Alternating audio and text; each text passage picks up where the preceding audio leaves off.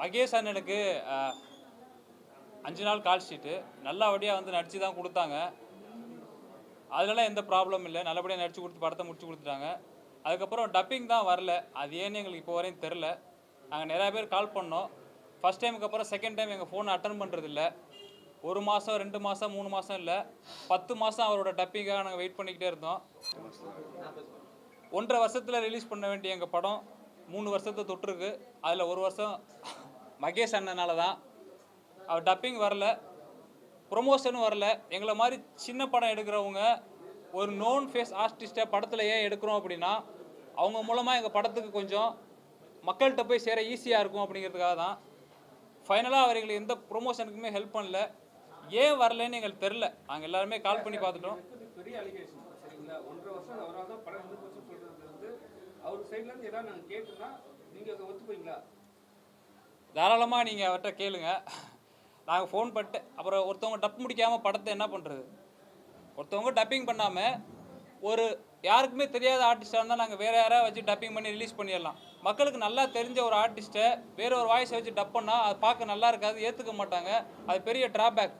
So அவரோட டப்பிங்காக wait பண்ணி பார்த்துட்டு ஃபைனலாக அவரோட ஃபோன் கால் அட்டன் பண்ணி மகேஷ் என்ன சொன்னார், நீங்கள் வேறு யாராவது வச்சு டப் பண்ணிக்கன்னு சொன்னதுக்கப்புறம் நாங்கள் ஒரு ஆளை வச்சு டப் பண்ணி படத்தை முடிச்சிருக்கோம். ஸோ இது அலிகேஷன் ஆக்சுவலி இது வந்து இதுக்கு நானுமே சாட்சி. நானும் அவர் மகேஷ் சார்கிட்ட பேசினேன். நிறைய பர்சனல் ரீசன்ஸ் சொன்னார். எல்லாருக்குமே லைஃப்பில் பர்சனல் ரீசன்ஸ் இருக்குது. இருந்தாலுமே வந்துட்டு இது சினிமாக்காக தான் உழைச்சிட்டு இருக்கோம். நாங்களாம் புது டீம் ஆக்சுவலாக. அவர் அங்காடி தேடல ஃபெமிலியரான ஒரு ஃபேம், அதுக்காக தான் சூஸ் பண்ணாங்க.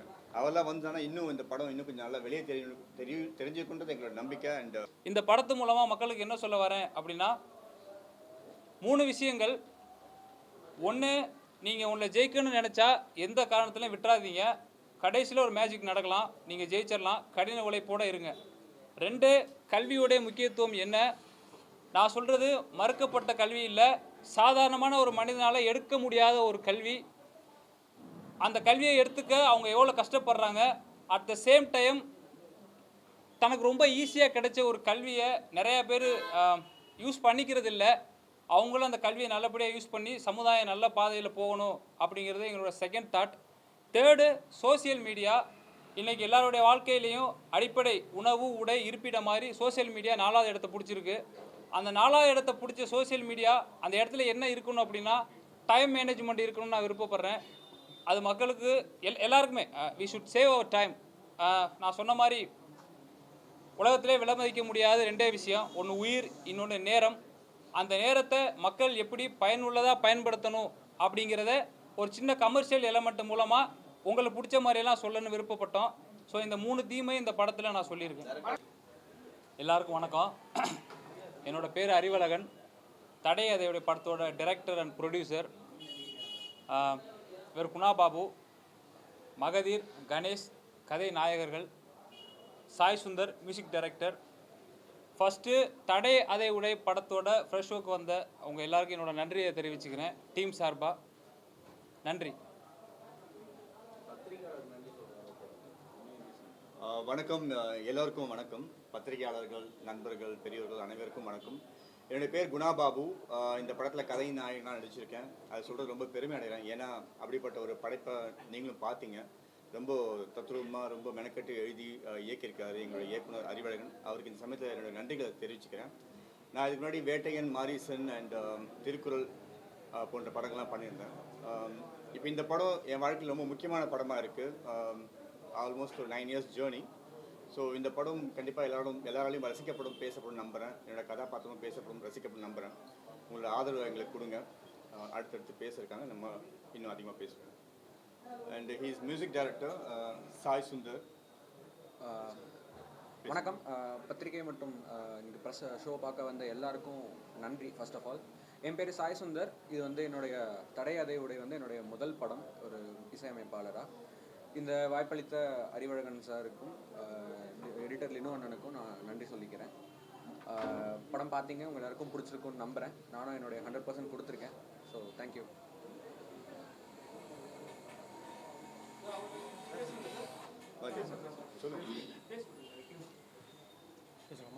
வணக்கம், என் பேர் வந்து திருவாரூர் கணேஷ். நான் இந்த படத்தில் ஒரு முக்கியமான கேரக்டர் நடிச்சிருக்கேன்.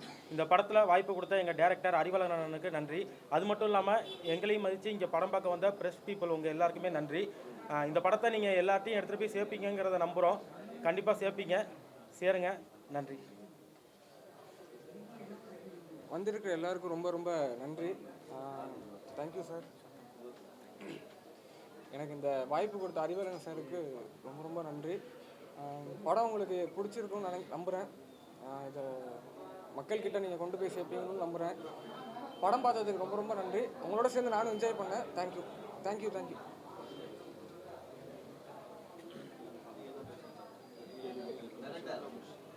இந்த படத்துல மங்காளி தெரு மகேஷ் நடிச்சிருக்காரு. உங்களுக்கு ஏற்கனவே டப்பிங்கு பல பிரச்சனைகள் கொடுத்தாரு, ஒரு தகவல் படுது உண்மையாவா? இப்போ கூட வரல, ஆர்டினன்ஸ் கூட காணுமே, என்ன காரணம்? சண்டையா இல்லை பேமெண்ட் நீங்கள் தரலையா? மகேஷ் அண்ணனுக்கு 5 நாள் கால் ஷீட்டு நல்லபடியாக வந்து நடித்து தான் கொடுத்தாங்க. அதனால எந்த ப்ராப்ளம் இல்லை, நல்லபடியாக நடித்து கொடுத்து படத்தை முடிச்சு கொடுத்துட்டாங்க. அதுக்கப்புறம் டப்பிங் தான் வரல, அது ஏன்னு எங்களுக்கு இப்போ வரையும் தெரில. நாங்கள் நிறையா பேர் கால் பண்ணோம். ஃபஸ்ட் டைமுக்கு அப்புறம் செகண்ட் டைம் எங்கள் ஃபோனை அட்டன் பண்ணுறதில்ல. 1 மாதம் 2 மாதம் 3 மாதம் இல்லை, 10 மாதம் அவரோட டப்பிங்காக நாங்கள் வெயிட் பண்ணிக்கிட்டே இருந்தோம். 1.5 வருஷத்தில் ரிலீஸ் பண்ண வேண்டிய எங்கள் படம் 3 வருஷத்தை தொட்டிருக்கு. அதில் 1 வருஷம் மகேஷ் அண்ணனால தான். அவர் டப்பிங் வரல, ப்ரொமோஷனும் வரல. எங்களை மாதிரி சின்ன படம் எடுக்கிறவங்க ஒரு நோன் ஃபேஸ் ஆர்டிஸ்ட்டை படத்தில் ஏன் எடுக்கிறோம் அப்படின்னா, அவங்க மூலமாக எங்கள் படத்துக்கு கொஞ்சம் மக்கள்கிட்ட போய் சேர ஈஸியாக இருக்கும் அப்படிங்கிறதுக்காக தான். ஃபைனலாக அவர் எங்களுக்கு எந்த ப்ரொமோஷனுக்குமே ஹெல்ப் பண்ணல. ஏன் வரலன்னு எங்களுக்கு தெரில. நாங்கள் எல்லாருமே கால் பண்ணி பார்த்துட்டோம். பெரிய அலிகேஷன் சரிங்களா? 1.5 வருஷம் அவரால் தான் படம் நின்று போச்சு சொல்கிறது வந்து அவர் சைட்லேருந்து ஏதாவது நாங்கள் கேட்டோம்னா நீங்கள் அதை ஒத்துப்பீங்களா? தாராளமாக நீங்கள் அவர்கிட்ட கேளுங்க. நாங்கள் ஃபோன் பண்ணிட்டு அப்புறம் ஒருத்தவங்க டப் முடிக்காமல் படத்தை என்ன பண்ணுறது? ஒருத்தவங்க டப்பிங் பண்ணாமல் ஒரு யாருக்குமே தெரியாத ஆர்டிஸ்டாக இருந்தால் நாங்கள் வேறு யாராவது வச்சு டப்பிங் பண்ணி ரிலீஸ் பண்ணிடலாம். மக்களுக்கு நல்லா தெரிஞ்ச ஒரு ஆர்டிஸ்ட்டை வேறு ஒரு வாய்ஸை வச்சு டப் பண்ணால் அது பார்க்க நல்லா இருக்காது, ஏற்றுக்க மாட்டாங்க. அது பெரிய ட்ராபேக். ஸோ அவரோட டப்பிங்காக வெயிட் பண்ணி பார்த்துட்டு ஃபைனலாக அவரோட ஃபோன் கால் அட்டன் பண்ணி மகேஷ் என்ன சொன்னார், நீங்கள் வேறு யாராவது வச்சு டப் பண்ணிக்கன்னு சொன்னதுக்கப்புறம் நாங்கள் ஒரு ஆளை வச்சு டப் பண்ணி படத்தை முடிச்சிருக்கோம். ஸோ இது அலிகேஷன் ஆக்சுவலி இது வந்து இதுக்கு நானுமே சாட்சி. நானும் அவர் மகேஷ் சார்கிட்ட பேசினேன். நிறைய பர்சனல் ரீசன்ஸ் சொன்னார். எல்லாருக்குமே லைஃப்பில் பர்சனல் ரீசன்ஸ் இருக்குது. இருந்தாலுமே வந்துட்டு இது சினிமாக்காக தான் உழைச்சிட்டு இருக்கோம். நாங்களாம் புது டீம் ஆக்சுவலாக. அவர் அங்காடி தெருவில் ஃபெமிலியரான ஒரு ஃபேம், அதுக்காக தான் சூஸ் பண்ணாங்க. அவரெல்லாம் வந்தாங்கன்னா இன்னும் இந்த படம் இன்னும் கொஞ்சம் நல்லா வெளியே தெரிஞ்சுக்கொண்டது எங்களோட நம்பிக்கை. அண்ட் இன்னும் சார் ரிக்வஸ்ட்டாக வச்சோம். பட் ஸ்டில் அவர்கிட்ட எந்த கான்டாக்டும் இல்லை. காத்துக்கிறப்புகளை நடிச்சிருக்காரு. காத்துக்கிறப்புகளை வந்து டப்பிங் எல்லாம் பண்ணி கொடுத்தாரு. நாங்கள் ஒரு வாட்ஸ்அப் குரூப் வச்சுருக்கோம் எங்களுடைய பட டீமுக்கு. அதில் எல்லா அப்டேட்டுமே அவர் பார்த்துக்கிட்டு இருக்காரு, தெரியும். ஆனால் அவர் எந்த ப்ரொமோஷன்ஸ் கலந்துக்கல, எதுலேயுமே அவர் இன்ட்ரெஸ்ட் எடுத்துக்கல. அதுவும் ஏன்னு தெரில.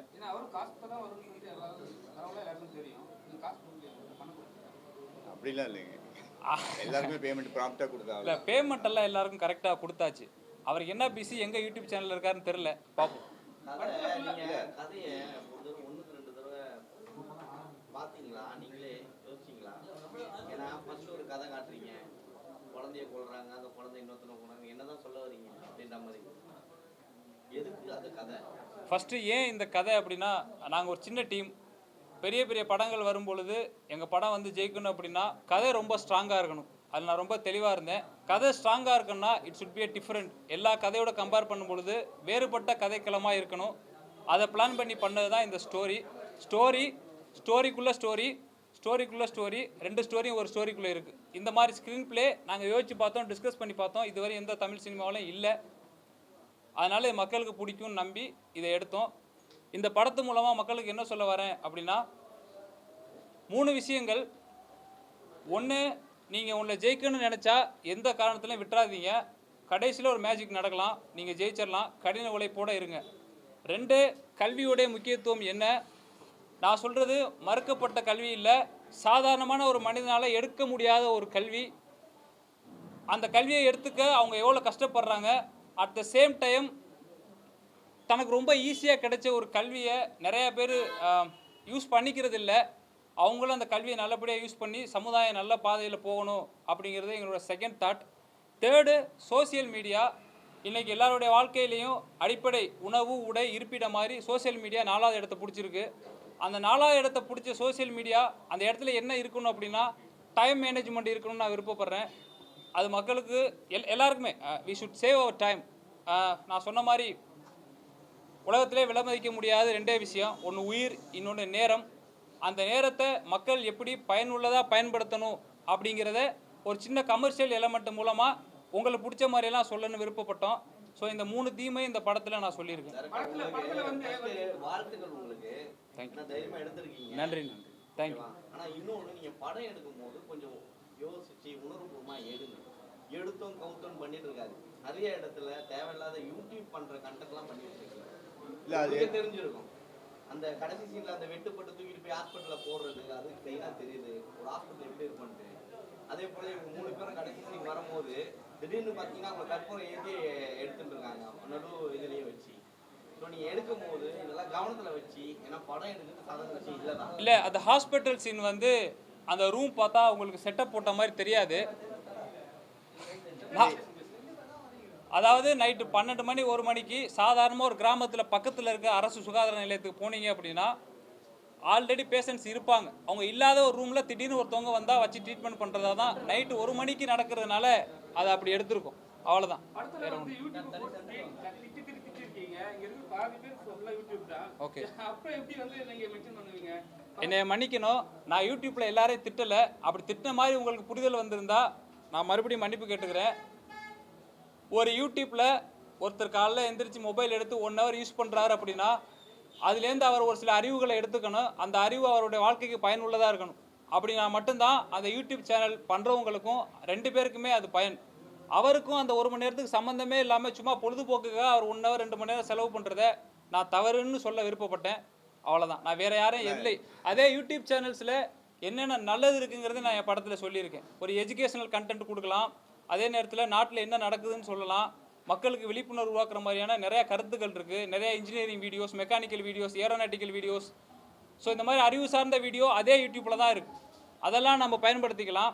தேவையில்லாத நம்ம பார்க்க வேண்டியதில்லை, பண்ண வேண்டியதில்லை அப்படிங்கிற மட்டும்தான் நான் இங்கே சொல்லியிருக்கேன். தேங்க்யூ. டைம் வந்து சேவ் பண்ணணும் நீங்க தான் சொன்னீங்கல்ல. உங்ககிட்டயும் சொல்றோம், அடுத்த படத்துல எல்லாருடைய டைமும் வேஸ்ட் பண்ணாதீங்க. ஆனால் என்ன எனக்கு புரியல, இது கண்டென்ட் வந்து உங்களுக்கு புரியலையா இல்லை என்ன பிரச்சனை தெரியல. யூடியூப் பற்றி திட்டிருக்கோன்னு சொல்கிறீங்க, டைம் வேஸ்ட் பண்ணாதுன்னு சொல்கிறீங்க. ஏதாவது ஒரு பாயிண்ட் கிளியராக சொன்னீங்கன்னா அதுக்கு நம்ம பதில் சொல்லலாம். நீங்க படமா எடுத்திருக்கீங்க. இப்போது யூடியூப்பில் தேவையில்ல முதல் படமா கண்டிப்பாக எடுத்துருக்கோன்னா உங்களுக்கு டவுட்டாக சொல்லுங்க, பேசலாம். அது படம் மாதிரி எங்களுக்கு தெரியல. இல்லை, அது படம் மாதிரி தெரியுது தான் சென்சாரில் சொல்லியிருக்காங்க. அப்படி என்ன அதான் சர்டிஃபிகேட் வாங்கியிருக்கோம். சின்ன பிரின்சிபல் உங்களுக்கே தெரியுது. அதுக்கு தான் நாங்கள் ஆனால் படம் டவுட்னு கேட்டால் நிறைய இருக்குது டவுட். சொல்லுங்கள், ஏதாவது ஒன்று சொல்லுங்கள். கிளாரிட்டி, அதுக்கு தான் நாங்கள் இங்கே இருக்கோம். நாங்கள் அண்ணா சாரி கேட்கல.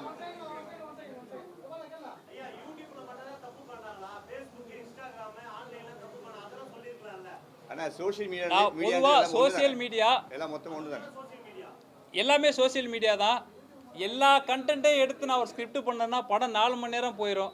அது போர் அடிச்சிருங்கிறதுனால ஏதாவது சோசியல் மீடியாவில் ஒரே ஒரு பிளாட்ஃபார்ம் மட்டும் எடுத்துக்கிட்டேன், வேற ஒன்றும் இல்லை. ஒரு பானை சோத்துக்கு ஒரு சோறு பாருண்ணே, அவ்வளோதானே. நீங்க இன்ஸ்டாகிராம் மென்ஷன் பண்ணிக்கலாம், நான் ஹாப்பியா இருந்திருப்போம். ஏன் அது உங்களுக்கு வியாபாரத்துக்கு கிடைக்குதா? இல்லை, ஆக்சுவலாக யூடியூப் ஏன் பர்டிகுலர் எடுத்தோம்னா இன்றைக்கி வந்து யூடியூப்காரன் எவ்வளோ சம்பாதிக்கிறான் உங்களுக்கு நல்லாவே தெரியும். அதில் நம்மளுமே இன்வால்வ் ஆகிருக்கும். பட் என்னன்னா அனாவசியமாக மக்களோட நேரத்தை திருடுற யூடியூப் சேனல்ஸ் தான் நம்ம சாடி இருக்கோம் தவிர்த்து எல்லா யூடியூப் சேனல்ஸ் ஆடலை. அது கிளியராக கிளாரிஃபை பண்ணி படத்தில் சொல்லியிருக்கோம். ஸோ இன்னும் கொஞ்சம் டீட்டெயிலாகவே சொல்லியிருக்கோம் ஆக்சுவலாக. ஸோ மக்கள் பார்ப்பாங்க, கண்டிப்பாக அவங்களுக்கு அது புரியும், நாங்கள் நம்புகிறோம். அண்ட் ரீசெண்டாக ஸ்கிரிப்டை பற்றி அண்ணன் கேட்டாப்புல, இப்போ மகாராஜான்னு ஒரு படம் வந்துச்சு, விஜய் சேதுபதி நிதின் டிரெக்ட் பண்ணாங்க. அதில் யூனிக்கான ஸ்க்ரீன் பிளே நீங்கள் பார்த்துருப்பீங்க. கரண்ட்டில் ஒரு பாஸ்ட்டை கொண்டு வந்து கனெக்ட் பண்ணி சொல்லியிருப்பாங்க. அது மாதிரி தடை அதை உடையில் ஒரு புதுசான ஒரு அட்டெம்ப்ட்டு யூனிக்கான ஒரு ஸ்க்ரீன் பிளே பண்ணியிருக்காரு அறிவழகன். மீடியா எந்த அளவுக்கு நீங்கள் சப்போர்ட் பண்ணுறீங்களோ அதை வச்சு தான் அந்த கண்டென்ட் அந்த ஸ்கிரிப்டை வந்து மக்களை ரீச் பண்ணோம். ஸோ தயவுசெய்து எங்களுக்கு சப்போர்ட் பண்ணுங்கள், எங்களை கலாய்ங்க திட்டங்க, தப்பு கிடையாது. ஆனால் பதில் சொல்ல எப்போ எங்கே கூப்பிட்டாலும் நாங்கள் தயாராக இருக்கிறோம். ஸோ இதை மக்கள்கிட்ட கொண்டு போய் நீங்கள் சேர்க்கணும், அதுக்காக இந்த ப்ரெஸ் ஷோ நடத்தப்பட்டது. ஸோ நாங்கள் புது டீம் பார்க்குறீங்களே, நான் ஆல்ரெடி 30 படம் நடிச்சிருக்கேன். இருந்தாலுமே ஃபேஸ் ரெக்கக்னிஷன் இன்றைக்கி ரொம்ப முக்கியமாக இருக்குது. அது இல்லைனா நமக்கு வாய்ப்பு கிடைக்காது. ஸோ இந்த படம் அந்த ஒரு ரெக்கக்னிஷன் எனக்கு மட்டும் இல்லை, புது இயக்குனர் பணம் போட்டிருக்காரு. பணம்னா சும்மா சேவிங்ஸ் பேங்க்லேருந்து எடுத்து போடலைங்க. Is still working. ஜெர்மனில் கஷ்டப்பட்டு எலக்ட்ரிக்கல் இன்ஜினியராக வேலை செஞ்சு வந்த மனுஷன். நானும் பேங்க்கில் வேலை செஞ்சு வந்த மனுஷன் தான். ரிசைன்மெண்ட்டு இப்போ ஃபுல் டைமாக இருக்கேன். ஸோ எங்களுக்கு சர்வைவல்ன்றது ஒரு பெரிய கேள்விக்குறியாக இருக்குங்க. இன்றைக்கி வாய்ப்பு கிடைக்க மாட்டேங்குது. இன்ஸ்டாகிராமில் ஃபேமிலியானதான் தூக்கி வந்து வாய்ப்பு கொடுக்குறாங்க. அப்போ நாங்களாம் எங்கே போகிறது? குழந்தை குட்டி எல்லாத்தையும் போய் ஊரில் விட்டுட்டு வந்து கஷ்டப்பட்டு இன்னும் பேச்சுலர் வந்துட்டு 40 வயசு கல்யாணமாக இருக்காங்க இன்னும் நிறைய பேர் வயிற்றுச்சலாக இருக்குங்க ஆக்சுவலி. ஸோ இதெல்லாம் கொஞ்சம் புரிஞ்சுக்கோங்க. ஸோ டேலண்ட்ஸுக்கு கொஞ்சம் ஆப்பர்ச்சுனிட்டி கொடுங்க. We are all like talented, பெருமையாக சொல்லிக்கலாம். நாங்களே பீத்திக்கல. படம் பாருங்கள், பார்த்துட்டு டேலண்டாக நீங்கள் கழுவி ஊற்றுங்க. எங்களுக்கும் வந்து லைக் இன்னும் மீடியா இருக்குது, நீங்கள் என்னன்னா இங்கே சாடிக்கலாம். நீங்க 2 பேருக்கு வாய்ப்பு கொடுத்துருக்கீங்க. அந்த 2 பேர் யாரு? காத்து கருப்புன்றவன் யாரு? ஆனால் அதாவது தேவையில்லாத கண்டென்ட் பண்ணிட்டு உள்ள வந்தவன். அவனுக்கு எப்படி வாய்ப்பு கொடுப்பீங்க? கண்டிப்பாக அதே போல ஸ்டார்டிங்ல ஒருத்தர் ஜீப்ல வரால கதை சொல்லிட்டு அவனும் தேவையில்லாத கண்டென்ட் பண்றவரு. இவங்களுக்கு எல்லாம் எப்படி நீங்க வாய்ப்பு கொடுப்பீங்க? அதுக்கு நான் பதில் சொல்றேன். நம்ம அவங்கள சேர்த்து பதில் இல்ல தேவையில்லாத கண்டென்ட் இன்ஸ்டாகிராம்ல பண்ணிருப்பாங்க, எங்க படத்துல பண்ணிருக்காங்களான்னு பாருங்க. பண்ணிருக்க மாட்டாங்க. மத்தவங்க வாய்ப்பு கொடுக்கலாம் தான் நான் சொல்றேன். அவங்கள தவிர்த்து மத்தவங்க கொடுத்துக்கலாம்ல. நீங்க அங்காடி தெருவை தூக்கி போட்டு வேற யாருக்கும் கொடுத்துக்கலாம்ல. நீங்க அந்த மாதிரி தேடாம இல்ல அந்த மாதிரி தேடாம நீங்க ஏன் மத்தவங்களுக்கு குறை சொல்றீங்க? ஆனால் அந்த மாதிரி பண்ணுறவங்களுக்கு இந்த படம் பார்த்து இப்போ கேட்டிங்களா, அப்போ நம்மளும் தப்பு பண்ணுறோம் யோசிக்கிறோம். நான் அதுக்காக 2 பேர் சாம்பிளாக போட்டு வச்சுக்கோங்க. ரொம்ப ரொம்ப நன்றி. சாரி எல்லாருக்கும் ரொம்ப நன்றி. படம் பார்த்து படத்தை நல்லா எழுதுங்க. எல்லாருக்கும் நன்றி. 31 அக்டோபர் மாதம் இந்த வெள்ளிக்கிழமை ரிலீஸ் ஆகுது. தேட்டருக்கு போய் பாருங்கள். நிறைய தேட்டர்ஸ் நாங்கள் அப்ரோச் பண்ணியிருக்கோம். எவ்வளோ கிடைக்கிறது எங்களுக்கு தெரியல. இன்றைக்கி இருக்க சேலஞ்ச் உங்களுக்கு எல்லாத்துக்குமே தெரியும்.